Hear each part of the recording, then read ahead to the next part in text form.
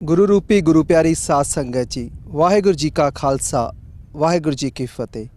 मैं हाँ जसप्रीत सिंह अशक ते तुसी देख रहे हो सिख चैनल देख रही समूह साध संगतां नूं अज माघी दे पवित्र दिहाड़े दियां बहुत बहुत मुबारकां होण।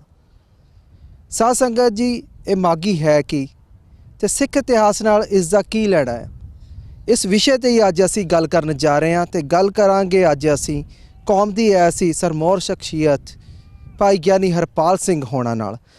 ते भाई ज्ञानी हरपाल सिंह होना तो ही जाणांगे कि माघी है कि ते दा इतिहास की है। सब तो पहला बाबा जी वाहिगुरू जी का खालसा वाहिगुरू जी की फतेह।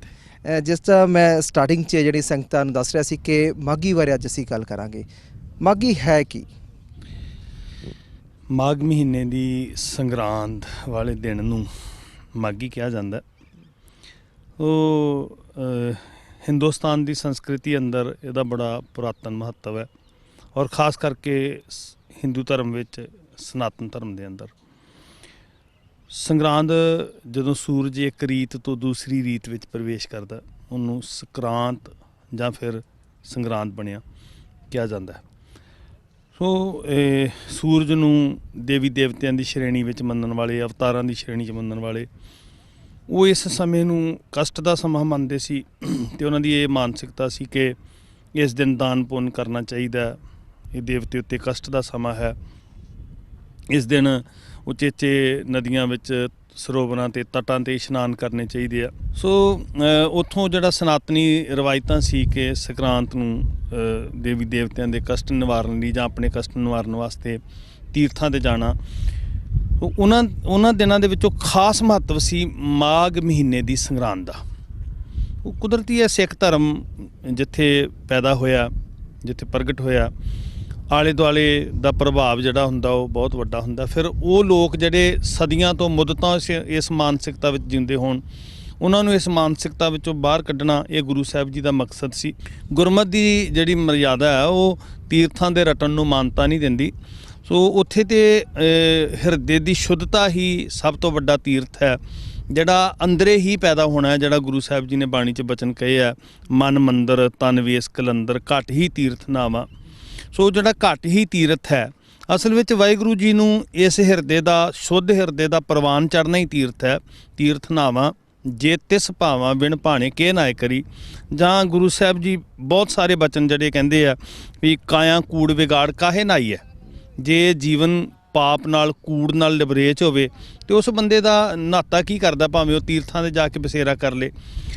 काया कूड़ विगाड़ काहे नाई है नाता सो प्रवान सच कमाई है। सो ये कर्म कांड नहीं है, ये हृदय की शुद्धता का साधन है सच की कमाई करनी। क्योंकि सच ना लागे मैल क्या मल धोई है। जिथे सच की कमाई है उन्होंने ना वो मैले हुंदे ने ते ना उन्होंने ये रटन कर करके मैल धोन की जरूरत पैंदी है। सो गुरमत का जिहड़ा ये पहलू है ये बिल्कुल न्यारा है, बहुत वखरा है। ਆਪਾਂ ਇਹ ਗੱਲ ਕਰਦੇ ਆ ਵੀ ਇਹ ਸਿੱਖ ਧਰਮ ਵੱਖਰਾ ਨਿਆਰਾ ਹੈ ਤੇ ਜਿਸ ਤਰ੍ਹਾਂ ਸਟਾਰਟਿੰਗ ਦੀ ਗੱਲ ਕੀਤੀ ਹੈ ਜੇ ਮਾਘੀ ਦੀ ਅਸੀਂ ਗੱਲ ਕਰ ਰਹੇ ਹਾਂ ਤਾਂ ਇਹ ਸਨਾਤਨ ਧਰਮ ਦੇ ਵਿੱਚੋਂ ਨਿਕਲਦੀ ਹੁੰਦੀ ਗੱਲ ਆਉਂਦੀ ਹੈ ਸਾਹਮਣੇ। ਫਿਰ ਇਹ ਸਿੱਖ ਇਤਿਹਾਸ ਨਾਲ ਕੀ ਸੰਬੰਧ ਹੈ ਇਹਦਾ?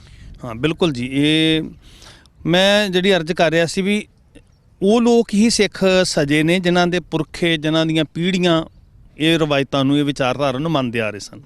सो उन्हां दी मानसिकता नूं शुद्ध करन वास्ते हुण वो रवायतां बणीआं होईआं सी भी वो दिनां दे उत्ते कित्थे जाना है ते गुरसिखां ने ये मर्यादा बन्नी कि उन्हां दिनां ते सब तो वड्डे तीर्थ ते जाना है संगत मीत मिलाप पूरा नावन जिथे असीं संगती रूप विच इकट्ठे हो सकीए। जिथे बैठ के तीर्थ नावन जाओ तीर्थ नाम है ਉਹਦੀ चर्चा हो सके। सो एक जड़ा लोक सोच नूं सार्थक पासे मोड़ना किसी चीज़ का खंडन करन तो पहला उन्हां नूं सही रस्ता देना ये बहुत वधिया एक लॉजिक है भी किसी नूं निगलैक्ट करन तो पहला उन्होंने रद्द करन तो पहला जरूरी है कि पब्लिक नूं फिर पहला सही रस्ता दस्सिया जाए। सो ये गुरसिखां दी बहुत वड्डी देन सी कि उन्होंने वो दिनां नूं सत संगत दे साधन बनाया। जिहड़ी लोकां दी मानसिकता कर्मकांडां वाले पासे सी उस मानसिकता नूं गुरमत दे ज्ञान नूं अपनाउण वास्ते वरतिया।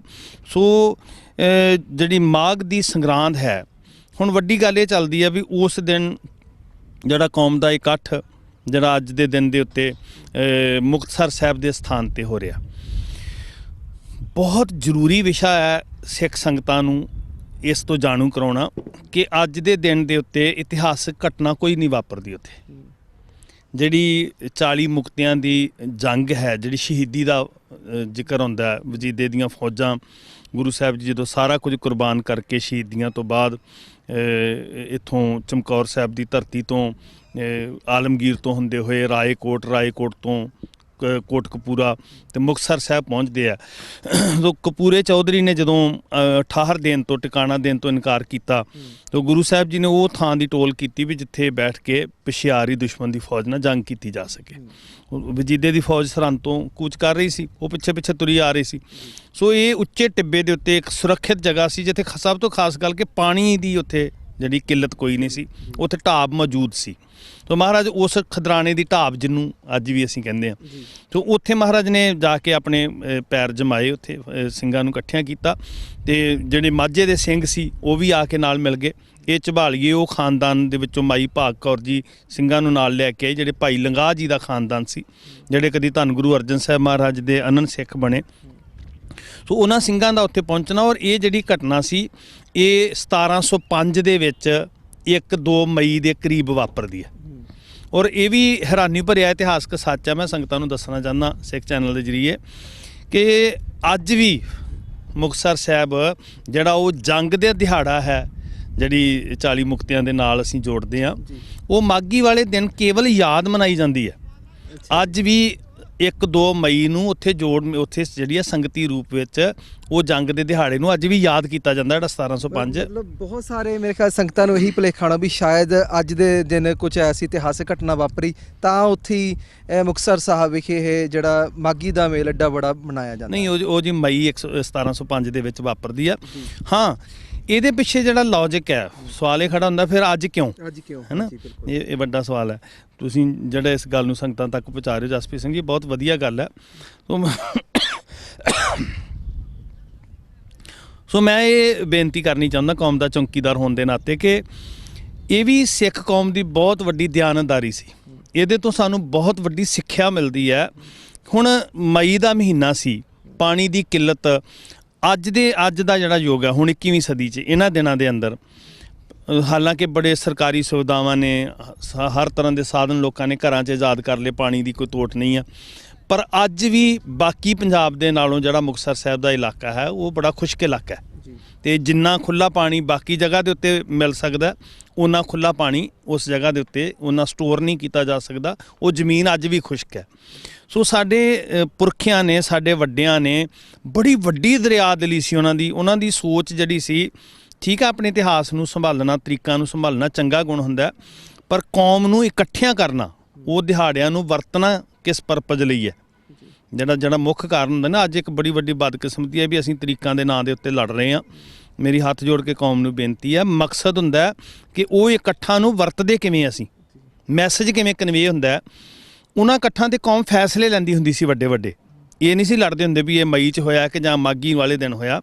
ਸੋ ਉੱਥੋਂ ਦੇ ਵਾਤਾਵਰਨ ਨੂੰ ਵੇਖਦੇ ਹਾਂ, ਉੱਥੇ ਪਾਣੀ ਦੀ ਘਾਟ ਨੂੰ ਵੇਖਦੇ ਹਾਂ, ਪੰਥ ਦੇ ਵੱਡਿਆਂ ਨੇ, ਪੁਰਖਿਆਂ ਨੇ, ਦਾਨਿਆਂ ਨੇ, ਯੋਧਿਆਂ ਜਰਨੈਲਾਂ ਨੇ ਰਲ ਕੇ ਇਹ ਫੈਸਲਾ ਲਿਆ ਕਿ ਇਹ ਜਿਹੜੇ ਸਰਦੀ ਦੇ ਦਿਨ ਨੇ ਇਹ ਬਹੁਤ ਵਧੀਆ ਦਿਨ ਨੇ, ਪਾਣੀ ਦੀ ਲੋੜ ਘੱਟ ਪੈਂਦੀ ਹੈ ਤੇ ਉੱਥੇ ਪਾਣੀ ਦੀ ਕਿੱਲਤ ਹੈ ਤੇ ਕੌਮ ਦਾ ਵੱਡਾ ਇਕੱਠ ਉੱਥੇ ਹੁੰਦਾ ਸੀ। ਇੰਨਾ ਵੱਡੀ ਪਾਣੀ ਦੀ ਥੋੜ ਪੂਰੀ ਕਰਨੀ ਬੜੀ ਨਾਮੁਮਕਿਨ ਸੀ।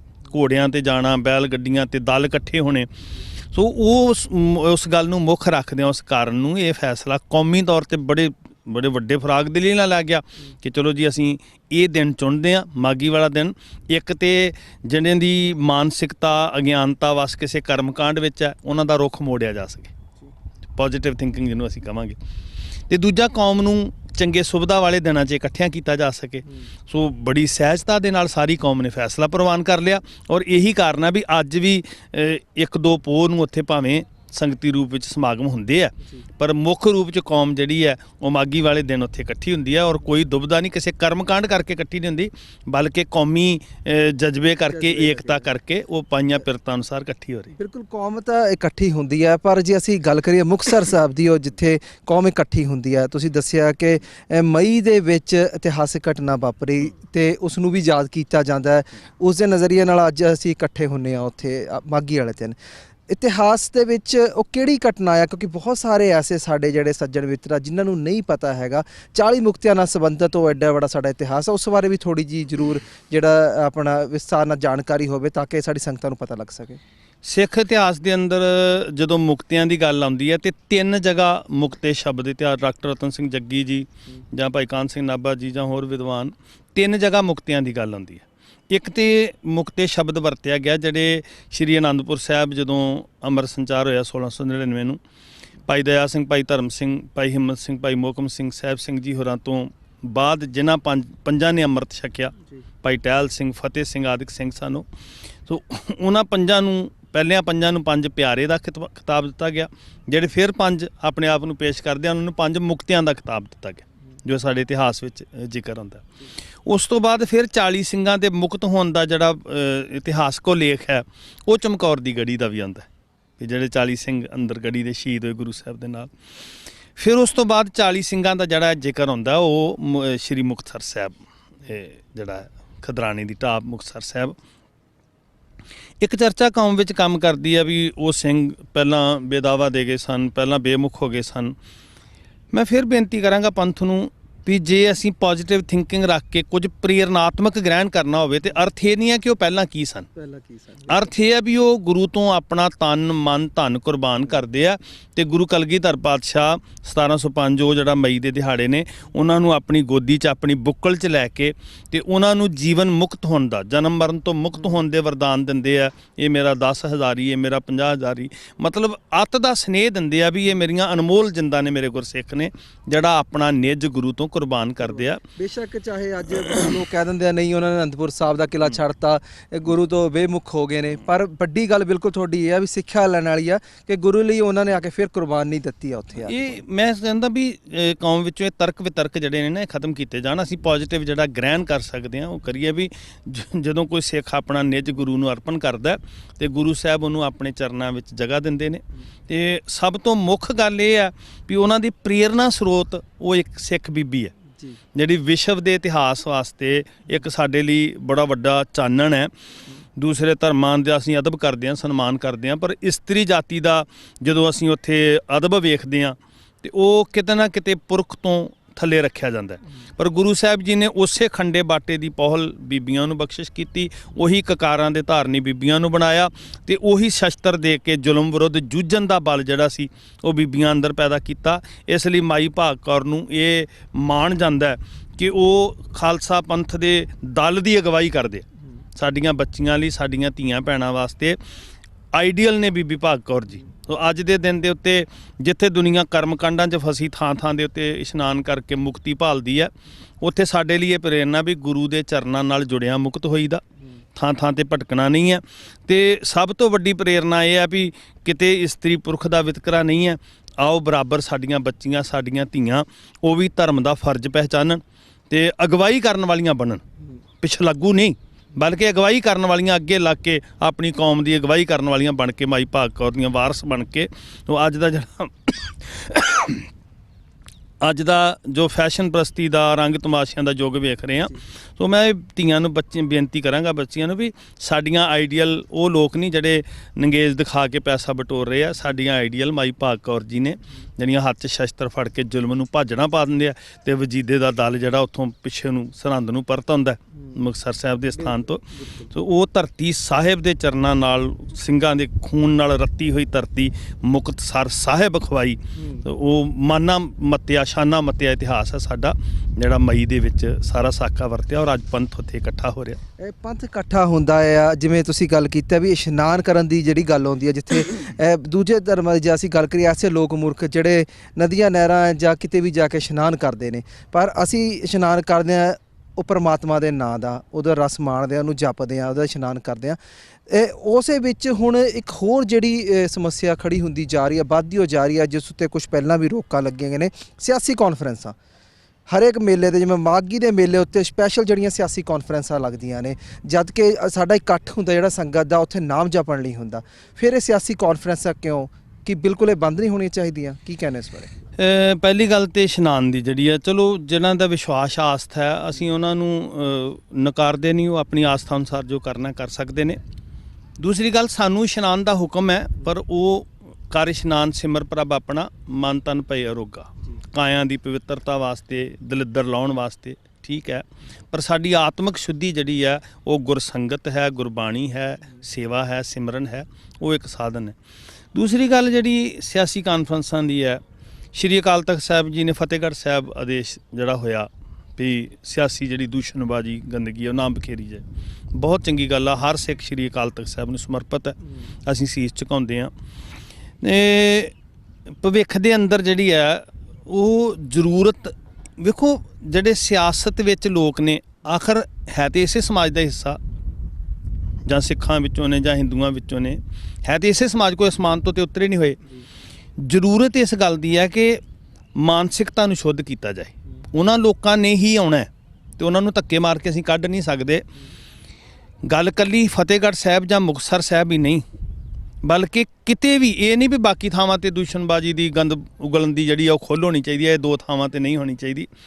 ਜਰਨਲ ਕਿਸੇ ਸ਼ਹਿਰ ਵਿੱਚ ਜਿੱਥੇ ਕੋਈ ਇਤਿਹਾਸਕ ਸਥਾਨ ਨਹੀਂ ਹੈ, ਜੇ ਉੱਥੇ ਵੀ ਕਾਨਫਰੰਸਾਂ ਹੁੰਦੀਆਂ ਨੇ ਤੇ ਉਹਨਾਂ ਦਾ ਮਕਸਦ ਲੋਕ ਹਿੱਤ ਹੋਵੇ, ਲੋਕਾਂ ਦੀ ਭਲਾਈ ਹੋਵੇ। ਸਿਆਸਤ ਨੂੰ ਅੱਜ ਲੋਕ ਨਫ਼ਰਤ ਕਿਉਂ ਕਰਨ ਲੱਗ ਪਏ ਆ, ਵੀ ਇਹਦੇ ਤੋਂ ਭੈ ਖਾਣ ਲੱਗ ਪਏ, ਇਹਨੂੰ ਦੂਰ ਰੱਖਿਆ ਜਾਵੇ।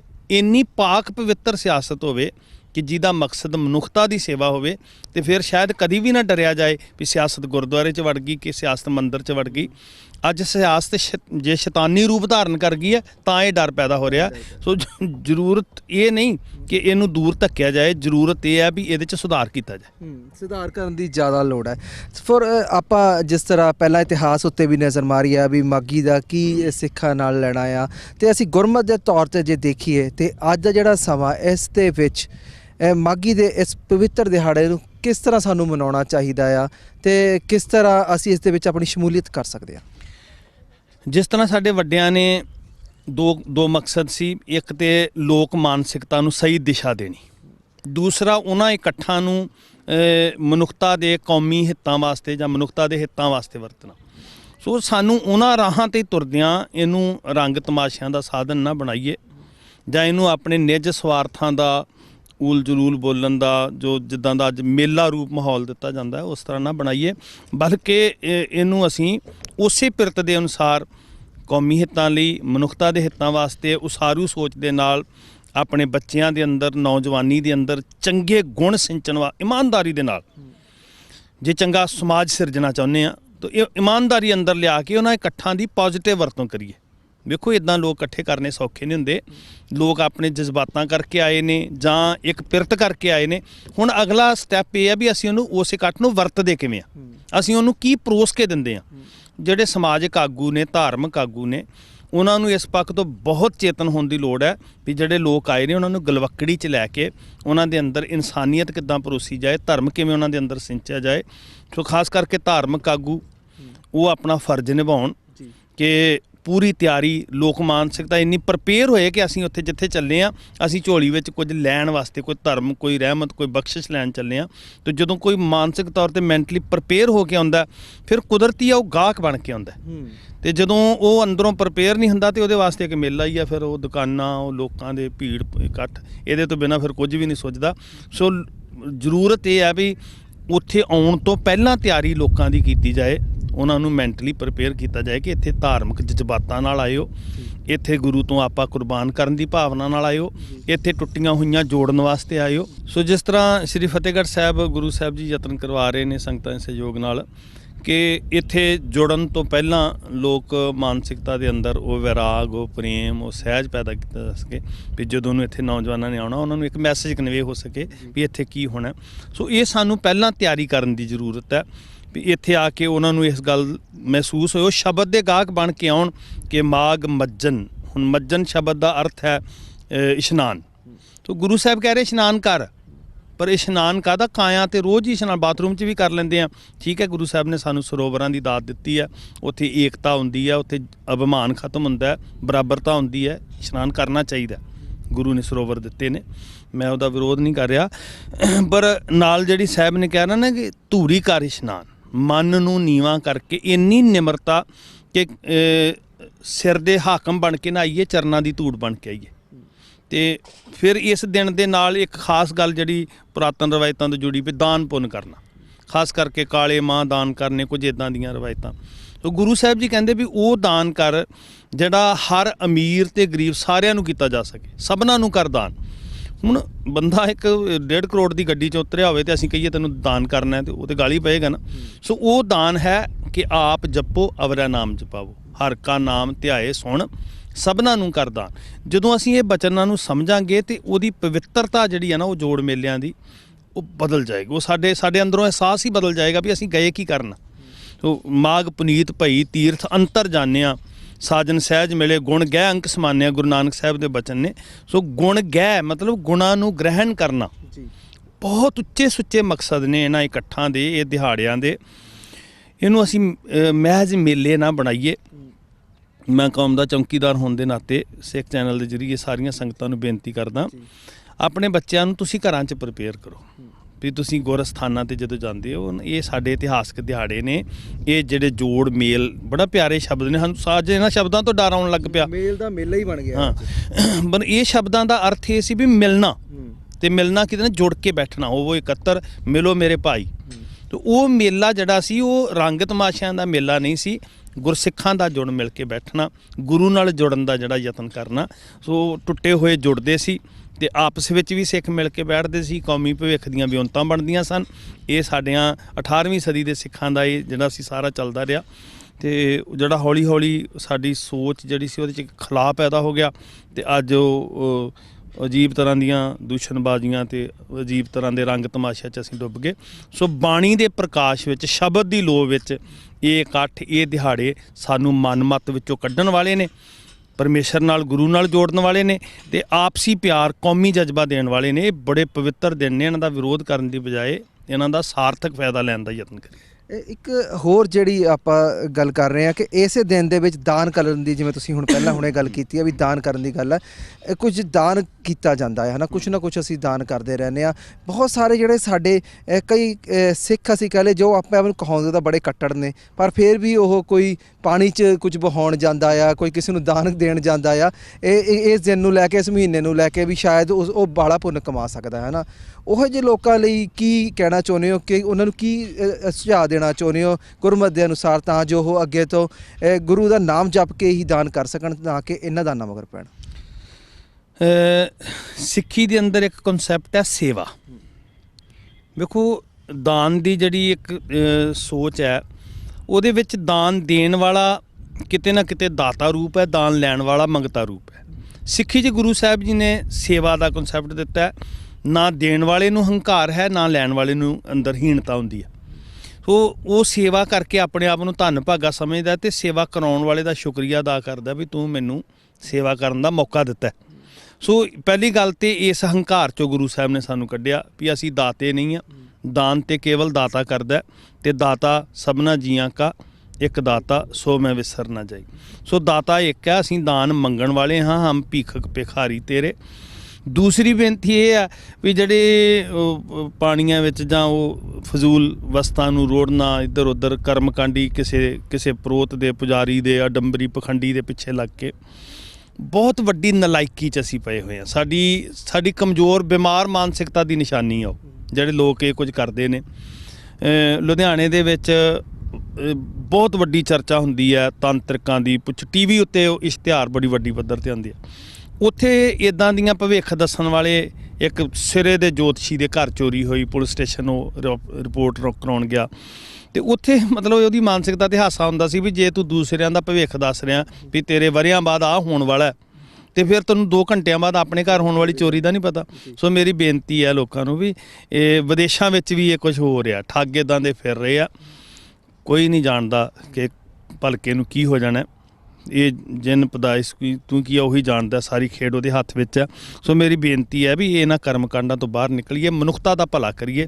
ਜਿੱਥੇ ਕੋਈ ਲੋੜਵੰਦ ਵੇਖਦੇ ਹੋ, ਅਕਲੀ ਸਾਹਿਬ ਸੇਵੀ, ਅਕਲੀ ਕੀਜਾ ਦਾਨ ਦਾ ਜਿਹੜਾ ਹੁਕਮ ਹੈ ਸਾਨੂੰ, ਉਹ ਬੌਧਿਕ ਤਲ ਦੇ ਉੱਤੇ ਵੀ ਤੁਹਾਡੀ ਕਿਰਤ ਕਮਾਈ ਕਿਤੇ ਖੂਹ 'ਚ ਨਾ ਪਵੇ, ਵਿਅਰਥ ਨਾ ਚਲੀ ਜਾਏ, ਸਹੀ ਜਗ੍ਹਾ 'ਤੇ ਲੱਗੇ, ਉਹਦੀ ਸਹੀ ਵਰਤੋਂ ਹੋਵੇ, ਕਿਤੇ ਦੁਰਵਰਤੋਂ ਨਾ ਹੋਵੇ।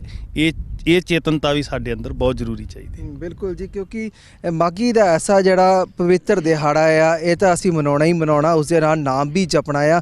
ਜਿਸ ਤਰ੍ਹਾਂ ਬਾਬਾ ਜੀ ਨੇ ਬੜੀ ਵਧੀਆ ਗੱਲ ਦੱਸੀ ਹੈ ਕਿ ਲੋੜਵੰਦ ਨੂੰ ਜੇ ਕੁਝ ਦਿੱਤਾ ਜਾਵੇ ਤਾਂ ਜ਼ਿਆਦਾ ਵਧੀਆ ਆ, ਕਿਉਂਕਿ ਬਹੁਤ ਸਾਰੇ ਜਿਹੜੇ ਸਾਡੇ ਸੱਜਣ ਮਿੱਤਰ ਇਹੀ ਸੋਚਦੇ ਨੇ ਕਿ ਇਸ ਮਹੀਨੇ ਦੇ ਵਿੱਚ ਜਿਹੜਾ ਦਾਨ ਕਰਨਾ ਜ਼ਰੂਰੀ ਆ, ਤੇ ਦਾਨ ਕੀਤਾ ਜਾਵੇ ਲੋੜਵੰਦ ਲਈ ਕੀਤਾ ਜਾਵੇ। ਤੇ ਜੇ ਅਸੀਂ ਨਾਮ ਦਾ ਦਾਨ ਲੈਣਾ ਤਾਂ ਉਹ ਨਾਮ ਜਪੇ ਗੁਰੂ ਮਹਾਰਾਜ ਦਾ, ਤੇ ਆਪਣਾ ਜਿਹੜਾ ਪੂਰਾ ਹੀ ਉਹਦੇ ਉੱਤੇ ਨਿਸ਼ਾਵਰ ਕਰੇ, ਨਾ ਕਿ ਇਹ ਆ ਕਿ ਅਸੀਂ ਸਿਰਫ ਉੱਥੇ ਜਾਈਏ, ਉਹਨਾਂ ਨੂੰ ਮੇਲੇ ਬਣਾਈਏ ਸਥਾਨਾਂ ਨੂੰ। ਖਾਸ ਕਰਕੇ ਮੁਕਤਸਰ ਸਾਹਿਬ ਜਿਵੇਂ ਮਾਘੀ ਦਾ ਬੜਾ ਵੱਡਾ ਇਕੱਠ ਹੁੰਦਾ ਆ, ਉੱਥੇ ਅਸੀਂ ਜਾਈਏ, ਉੱਥੇ ਆ ਕੇ ਉਸ ਪ੍ਰਮਾਤਮਾ ਦਾ ਨਾਮ ਜਪੀਏ, ਨਾ ਕਿ ਇੱਕ ਉਹਨੂੰ ਮੇਲਾ ਬਣਾਈਏ ਮੇਲ ਨੂੰ।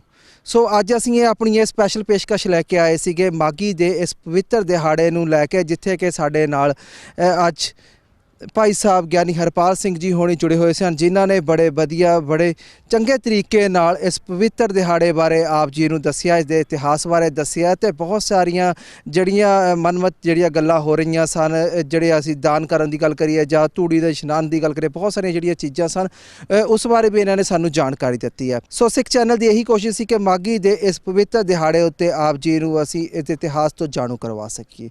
ਸੋ ਹੁਣ ਅੱਜ ਦੇ ਸਾਡੇ ਇਸ ਸਪੈਸ਼ਲ ਪ੍ਰੋਗਰਾਮ ਦੇ ਵਿੱਚ ਇੰਨਾ ਹੀ। ਮੈਨੂੰ ਜਸਪ੍ਰੀਤ ਸਿੰਘ ਆਸ਼ਕ ਨੂੰ ਦਿਓ ਇਜਾਜ਼ਤ। ਵਾਹਿਗੁਰੂ ਜੀ ਕਾ ਖਾਲਸਾ, ਵਾਹਿਗੁਰੂ ਜੀ ਕੀ ਫਤਿਹ।